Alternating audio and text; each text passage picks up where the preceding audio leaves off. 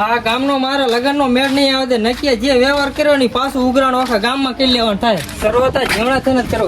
એ જેવણા, હા જેવણા, હું હે તમારા છોકરાના લગ્નમાં મેં કેટલો વ્યવહાર કર્યો હતો? 150 રૂપિયા કર્યો તો દીપા. હા બરોબર, 150 રૂપિયા લાવો, 150 રૂપિયા હાલો. એ તો પણ દીપા તાર લગ્ન થાય તો એમ દઈ દઈશું, ક્યાં ના પાડવી.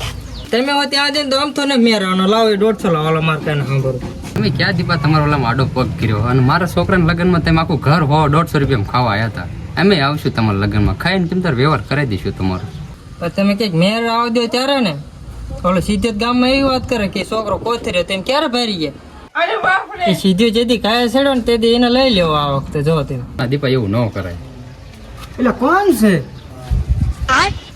એટલે આ નારદ મુનિ આયા છે. હાલ તાર છોડે લગ્નમાં 100 રૂપિયા વ્યવહાર કર્યો. લાય 100 રૂપિયા તે વ્યવહાર કર્યો. એમાં તો ગરસી કેટલું જોવો હો, 11 વાટકી કેરીને રસ પી ગયો હો. આમ જોવા જાય દીમાં 100 રૂપિયા મારે લેવા નીકળે તારી પાસે. એ તો હારું મેં 11 વાટકી પીધી રહે અને ગામના કોઈ પી ન કે પીડ્યો રહે તાર બધો. અને તું મારે 100 રૂપિયા દઈ દીજે બરોબર. મજા નહીં આવે અને તું મારો કે મેર ના આવવા દે તો મને બધી ખબર છે. બહાર લીધી છે તારી ખબર પડે. તાર 100 રૂપિયા લઈને ભાગી નહીં જાવ. મારા છોકરાને પગાર થાય એટલે દઈ દે તાર 100 રૂપિયા. એટલે સિદ્ધરાજ જવા દે, નાનો છોકરો હે, જવા દે. હા ભાઈ, તારો ઓલા આડો પગ નહીં કરે ક્યાંય હો. અને ક્યાંય વાત હાલે હક નહીં બીજે ક્યાંય? ના ના ક્યાંય ના હાલતી વાત. એટલે ચોટીલા બાજુ વાત હાલતી હતી ને એનું પછી શું થયું? એ તમને કેમ ખબર પડી? આ વખતે એક આડો પગ ન કરતો ને આ વખતે આ રેટ નહીં રે. એટલે ના આ તો હું ખાલી તને પૂછતો હતો. આ વખતે ઠેરું માર્યું ને તો આ વખતે માનતા કરેલી જ છે. પછી તમે જાણો, બેઠી જાણો.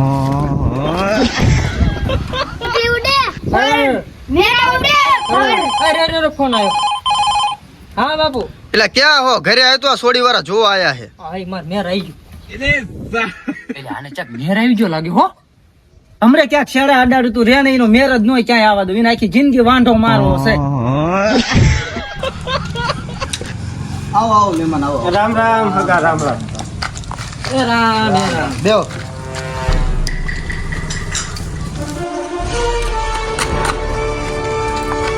બાપુ ચા લેતો. છોકરો જ માર્યો તમારો સંસ્કારી લાગે હગા. લો ચાલો.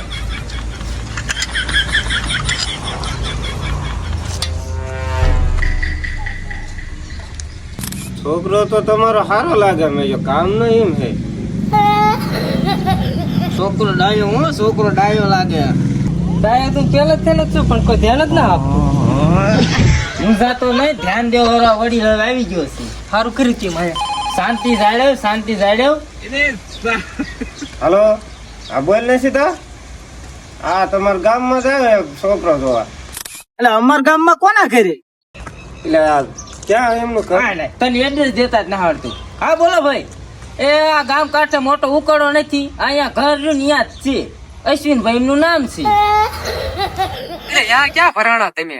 એ તો કોથરીઓ છે હાવ.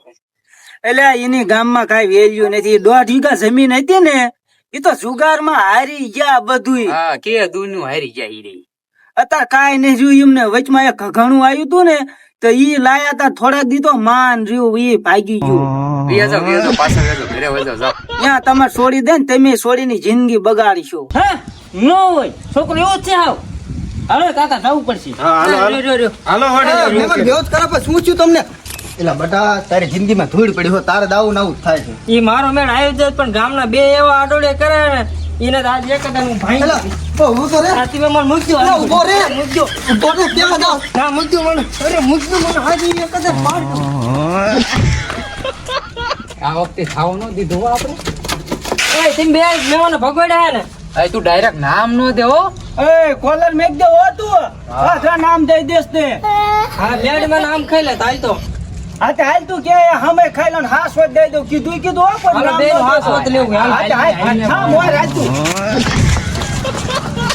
ગામ હોય ને આવા બે પાંચ તો હોય જ તે જે આપણું સારું થવા રાજી ન હોય.